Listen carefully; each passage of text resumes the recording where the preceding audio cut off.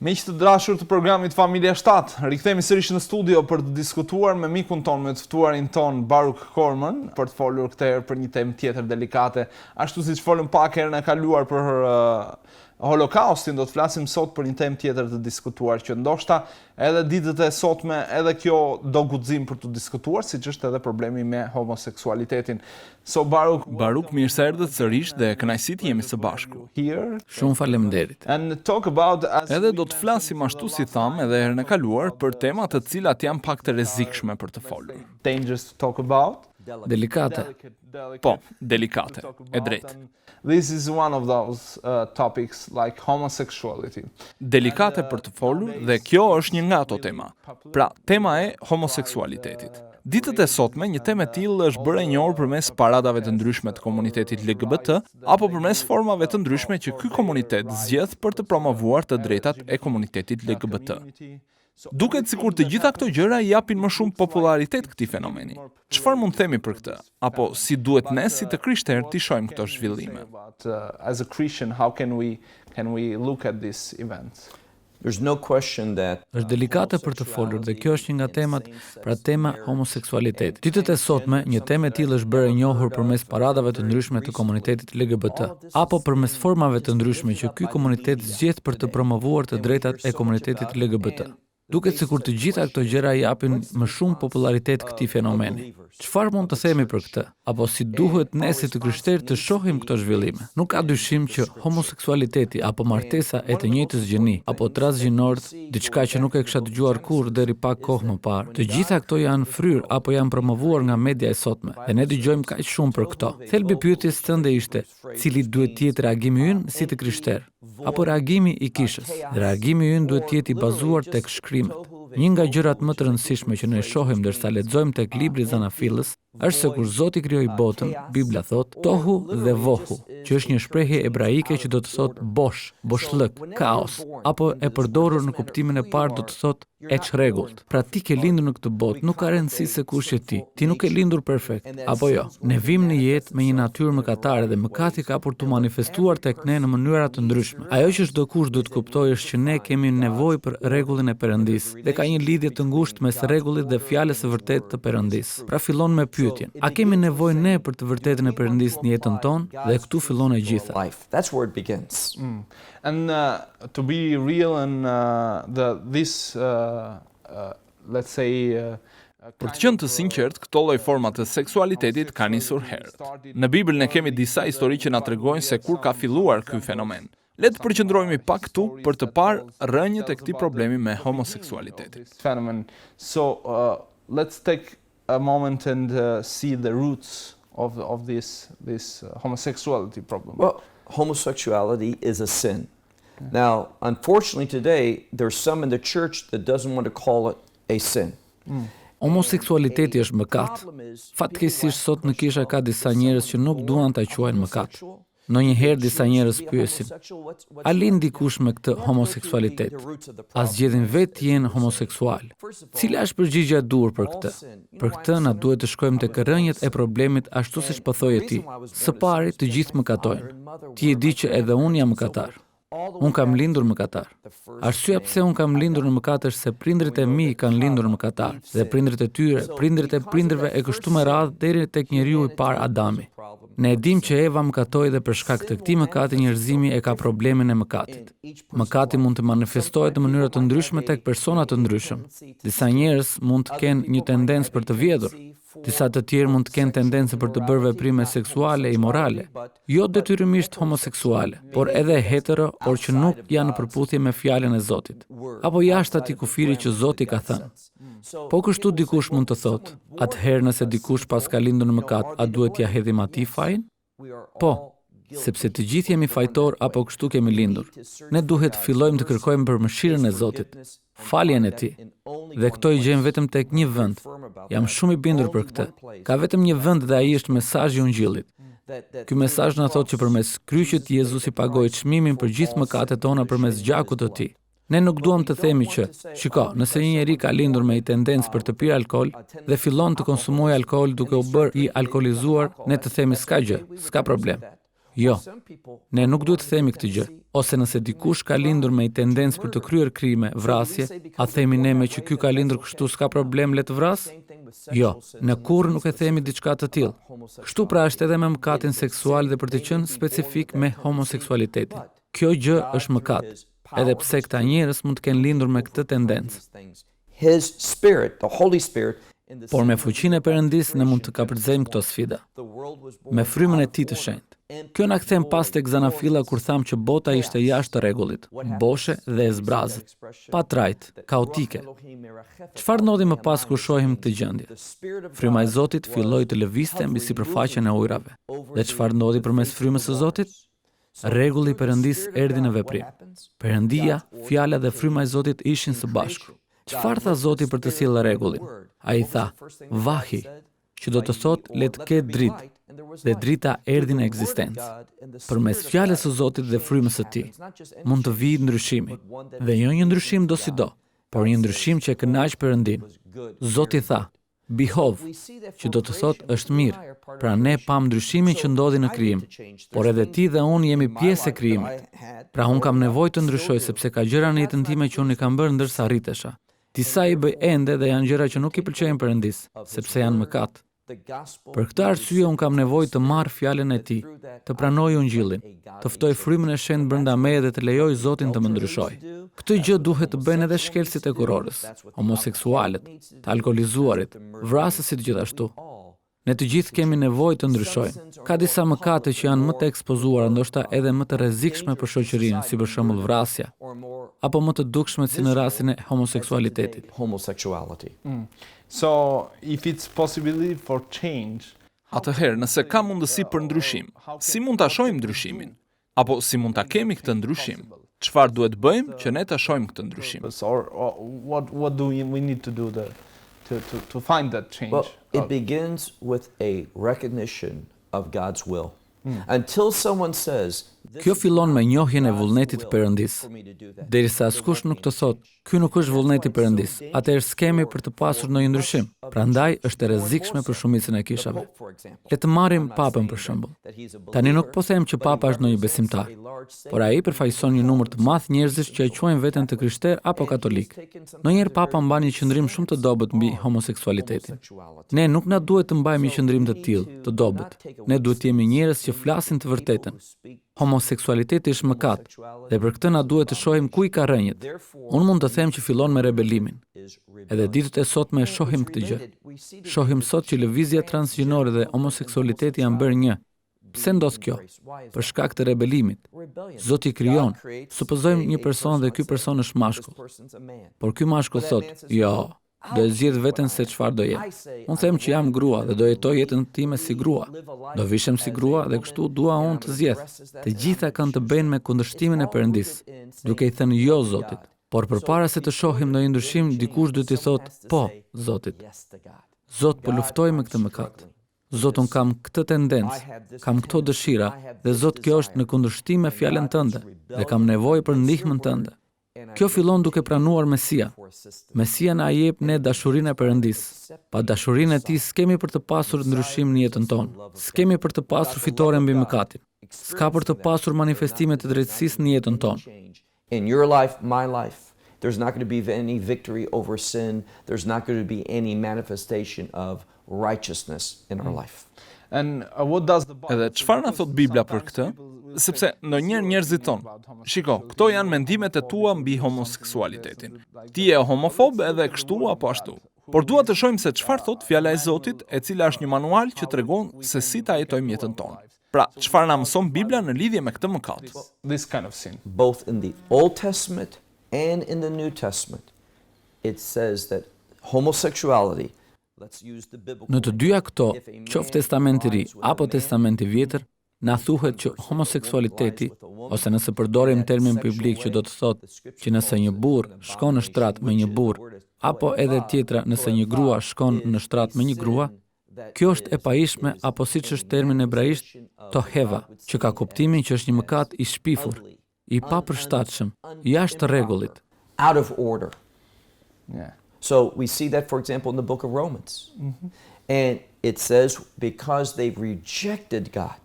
Këtë gjë e shohim për shembull tek libri i Romakëve. Dhe na thuhet për shkak se ata e refuzuan Perëndin. Ata manifestuan rebelimin e tyre duke bërë atë që është në kundërshtim me Zotin, që është e papastër, jo sipas rregullave të tij. Pra i kthehemi përsëri asaj që kam thënë disa herë, rebelimit. Zoti krijoi një burr për të qenë me një grua, dhe një grua që të jetë me një burr në një marrëdhënie besnikërie. Ajo që është më tepër zhgënjyese ditët e sotme është se shumë shtete në Amerikë apo dhe vende të tjera janë duke e parë homoseksualitetin, marrëdhënien e një burri me një burr tjetër si martesë, dhe janë duke rënë dakord me këtë, por që në fakt nuk duhet ta bëjnë këtë. One should not do. What if some of this Por nëse disa nga këta njerëz që kanë këtë tendencë për homoseksualitetin apo transgjinin, sikur të refuzojnë atë që thot Bibla, cilat janë pasojat? what are the consequences? Well, for any type of rejection, Yeah. when we reject what the Bible says, Yeah. there's going to be judgment. That judgment Në fakt, kjo vlen për çdo lloj refuzimi. Kur ne refuzojmë atë që thot Bibla, ka për të pasur gjykim. Ky gjykim mund të vijë në këtë kohë që jetojmë, mund të vijë më vonë. Perëndia ndonjëherë mund të mos veprojë. Kjo për të na dhënë ne kohë që të pendohemi, ose mund të ketë pasoja për ne këtu në tokë për atë mëkat. Me shpresën që do të ndryshojmë dhe që do të marrim faljen për të mos i pasur këto pasoja për gjithë përjetësinë. Prandaj i kthehemi kësaj çështje her pas here kur them se fillimisht ne duhet të pranojmë të vërtetën e Perëndisë. Duhet të rrefehemi, ashtu siç bëjmë me gjërat me të cilat luftojmë, duke thënë: Zot, unë e di që ky është vullneti yt. Zot, më fal, dhe kërkoj nga ty ndihmë, forcë, mbështetje që të ndryshoj. Asgjë s'ka për të ndodhur derisa të marrim hirin e Perëndisë. assistance in order to be transformed, but it never will happen until one receives the grace of God. And let's go jump on Le të kalojmë tani tek disa çështje të tjera delikate si kjo. Për shembull, disa mund të thonë, ç'të keqe ka martesat e përhershme besnike të njëjtit seks, apo edhe marrëdhëniet, ç'të keqe kanë. What's wrong with that? Well, I think that there's a degree of deceit in that statement because Ka një shkallë të lartë mos përputhje tek ky term që përdore. Nuk mendoj që mund të ketë një marrëdhënie të përhershme, të qëndrueshme mes një burri dhe një burri tjetër apo mes një gruaje dhe një gruaje tjetër. Ne shohim vazhdimisht që këto marrëdhënie nuk zgjasin shumë.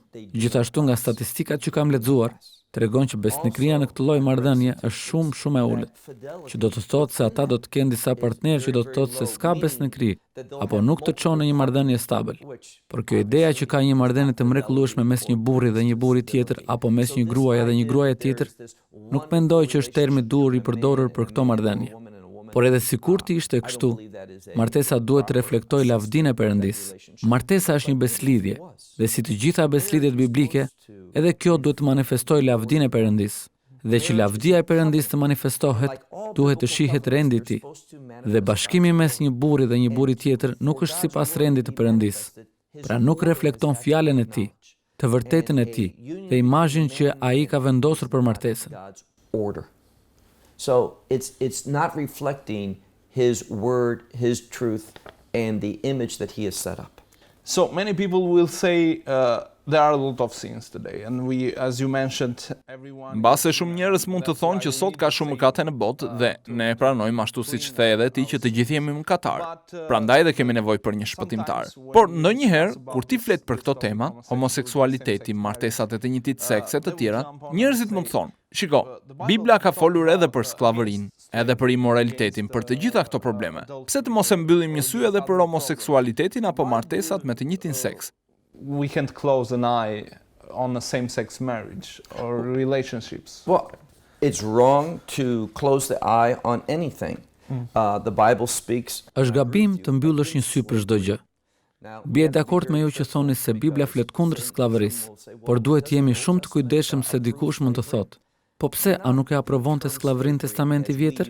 Këtu nuk bëhet fjalë për skllavërinë në kuptimin e sotëm modern që ti të marrësh dikë, edhe ta skllavërosh duke detyruar të bëj atë që nuk ka qejf. Ta bëj duke abuzuar atë, duke i mohuar të drejtat e njeriut e gjëra si këto. Ky nuk është përcaktimi biblik për fjalën hebraike, havdut. Duhet t'i kushtojmë vëmendje edhe gjuhës biblike. Skllavëria që përmendet në Bibël ka ardhur për një arsye kryesore. Nëse unë dhe ti kishim bërë një marrëveshje biznesi dhe unë kam një borxh të cilin nuk mund ta shlyej, atëherë ajo që do të ndodhte ishte që unë mund të vija të punoja për ty. Jo për të qenë i abuzuar nga ty. Për shembull, ligji hebrej thotë, nëse ti ke një skllav dhe ka mbetur vetëm një racion ushqim, gjeje se kujt duhet t'i japësh racionin e ushqimit. Sklavit, nëse s'ka mundësi ta mbështetësh, ti duhet ta lësh të lirë, por sklavëria nuk ishte njësoj siç e kemi ne në ditët e sotme. Sklavëria ishte një mundësi për dikë që kishte një borxh që përmes punës duke i dhënë një mënyrë dinjitoze ta shlyente atë borxh. Dhe nuk ka rëndësi sa borxh kishte marrë. Ai duhej shlyer brenda një periudhe 6 vjeçare.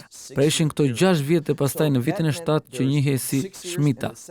Ka disa gjëra që përfshinte shmita, por një gjë ishte që në këtë vit duhet të lije sklavin të lirë. Për shembull, unë mund të kem ty borxh $100,000 dhe të them ty 6 muaj përpara se të vish shmita, viti 7. Shiko, unë nuk mund të ta shlyej borxhin. Ndërkohë kanë mbetur edhe 6 muaj dhe borxhi shlyer pastaj. Pra e lejonte dikë që kishte shumë borxhe të punonte me nder dhe ta shlyente këtë borxh dhe të kishte një fillim të ri. Por kjo nuk ka lidhje fare me atë që dëgjojmë ne sot, kur thuhet fjala sklavëri. Kjo gjithashtu lidhe edhe me besueshmërinë. Ne duhet i besojmë shumë një personi. Supozojmë që ti ke $1,000,000 dhe unë të them, a mund të më japësh mua borxh? Ti më sheh mua dhe mendon, a është në gjendje ky të më shlyejë? A do të jetë në gjendje ta paguaj? Dhe ti bëj llogarit nëse mund të shlyej brenda 6 vitesh? Sepse pas këtyre 6 vitesh borxhi quhej shlyer dhe nëse nuk e kishe paguar të gjitha. Pra kjo formë sklavërie ka ndihmuar në atë kohë të bërit biznes, huamarrjen, por nuk ka lidhje fare me atë që ne e quajmë sklavëri sot. So it ordered the business cycles and credit and loaning and what we did. So it has nothing to do with what we talk about slavery today. Yeah.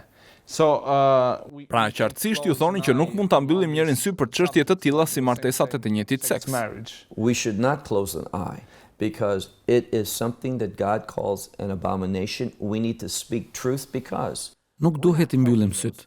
Kjo është diçka që Perëndia e quan të neveritshme. Dhe ne duhet të flasim të vërtetën sepse përndryshe nuk po i ndihmojmë këta njerëz.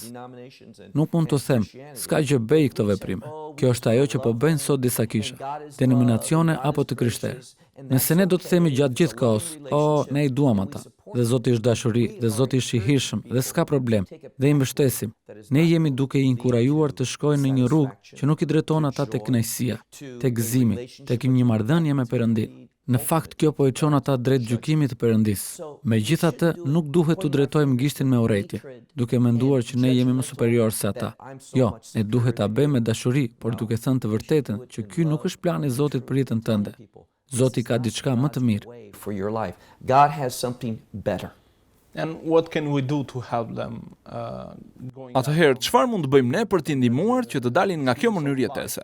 Sepse, siç the edhe ti, nëse Zoti na ka ndryshuar ne, që kemi qenë mëkatar, ka shpresë për të gjithë për të ndryshuar. Si mund t'i ndihmojmë këta persona, pa i gjykuar ata, por ashtu si the ti duke i treguar të vërtetën? sometimes telling them the truth, what Well, they need to know the power of God. And they need to be introduced to that, and that should be seen in. Ata duhet ta njohin fuqinë e Perëndisë dhe dikush duhet t'u prezantojë këtë duke dhënë shembullin me jetën e tyre. Po t'jap një shembull konkret. Para shumë vitesh, isha duke punuar në restorant si kamarier dhe një kamarier tjetër që punonte me mua ishte homoseksual. Ai e dinte besimin tim si një ndjekës i Jezusit. Ishte një restorant i mirë dhe aty filluam të bëheshim miq në punë. Nuk është se dilnim pas punë bashkë, por në punë ishim shok të mirë. Një ditë ai më tha, "Çfarë mendon për homoseksualitetin?" Ai kurrë nuk më kishte thënë gjë, por ishte e dukshme që ai ishte homoseksual. Dhe unë i thash, "Fjala e Zotit është kundër kësaj gjëje.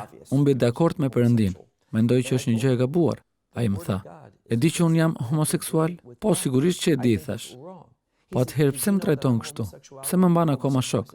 Pse më flet?" Dhe kështu mu dha mundësia të ndaja me të rreth dashurisë së Perëndisë, për faktin se si Zoti ishte treguar i mirë me mua, si Zoti më kishte shfaqur të vërtetën, dhe i tregova se pse e doja pavarësisht se nuk bija dakord me stilin e jetës së tij. Doja t'ju thoja që në atë moment ai e pranoi direkt Zotin, por nuk ndodhi kështu. Por ai filloi të pyeste më shumë për Zotin dhe ne filluam të flisnim për Zotin.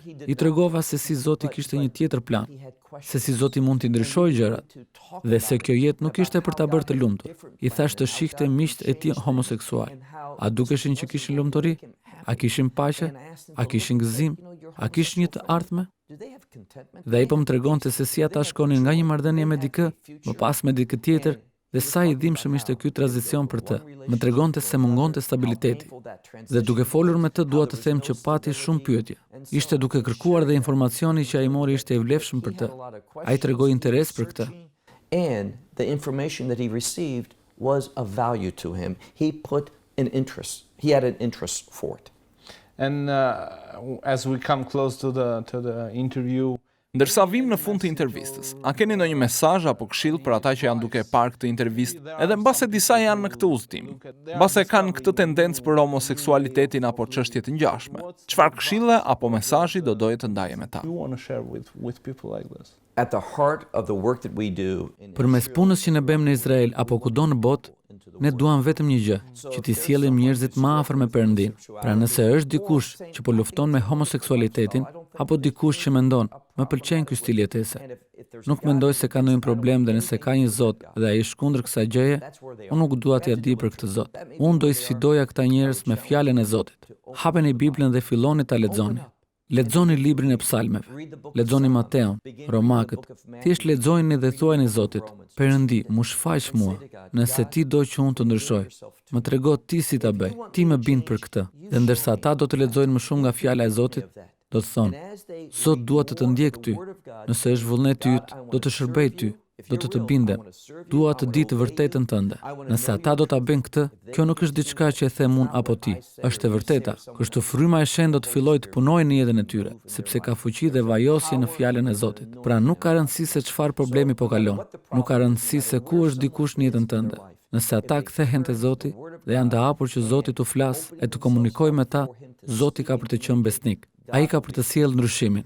Nuk e ndryshojnë gjërat që mund të them unë edhe ti, por është fjala e Zotit që do t'i bind, sepse ai është besnik dhe ai ka për t'i nxjerrë nga çdo gjë që nuk kanë dëshirë që ata të përjetojnë. Shumë faleminderit. that he doesn't want them to be experiencing him.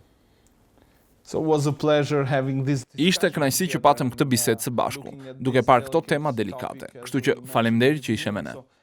Thank you for being here with us, Baruch. Shumë faleminderit.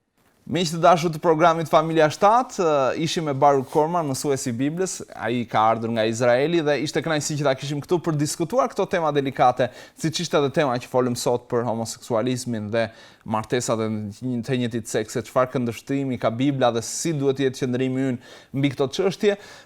Vazhdoni të qëndroni me programin Familja 7, të tjerë të ftuar do të kemi të tjera tema interesante, kështu që mos u shkëputni nga ekrani TV7.